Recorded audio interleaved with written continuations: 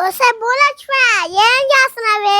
దాహంగా ఉంది కదా, నీళ్ళు దేవో. వసే ఏడవిన ఇంతసేపా గొడ్లేంది ఆ ఎగుతారవేంది? నేను వేటకి వినానులే, పెద్ద చేపను పెడదామని.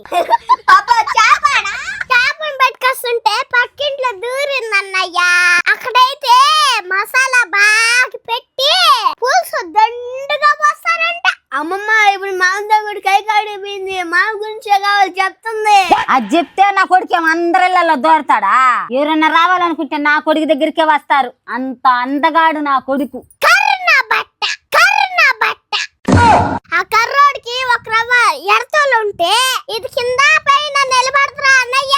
వచ్చాయి నా గురించి కానీ నా కొడుకు గురించి కానీ ఏమన్నా మాట్లాడావనుకో ఒక్కాకి ఎర్రంగా నవ్వులేస్తావా?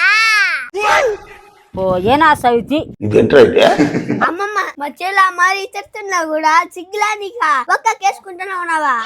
తిడతా ఉంటే గమ్మునుంటారేడా. రాని నా కొడుకు రాని చెప్తా. పొడిగే నీళ్ళల్లో దూరి పరకడితో మసాలా దెబ్బలు తినేసి వస్తాడన్నయ్య. సిగ్గులేనది ఆ పక్కింట్లో కూడు పెడతానంటే పరిగెత్తినాడు. లే నా కొడుకు అడుక్కునే పరిస్థితి రాలా. ఇంకా వాళ్ళు ఏదో పనిగా పిలుచుంటారు, పోయి ఉంటాడు. మహారాజు నా కొడుకు. వాడొక్క కర్రీ నా బట్ట మహారాజా. ఇదొక్క ఒకాక నవ్వులే శివగామి కెలానా సౌది ఒకాకాని. దేవుడా ఇంత సున్నితమైన భాష. పోయే నీతో మాట్లాడటం నాదే బుద్ధి తక్కువ. నువ్వు నీళ్ళు అడిగినప్పుడు అటు ఇచ్చేసా మూసుకొని కూర్చోంటే పోయి నువ్వు మాట్లాడుతున్నావే. నేను బాత్రాను పో. ఇది ఒకాక నవ్వులేసింది, ఎంగిలి వచ్చేసింది.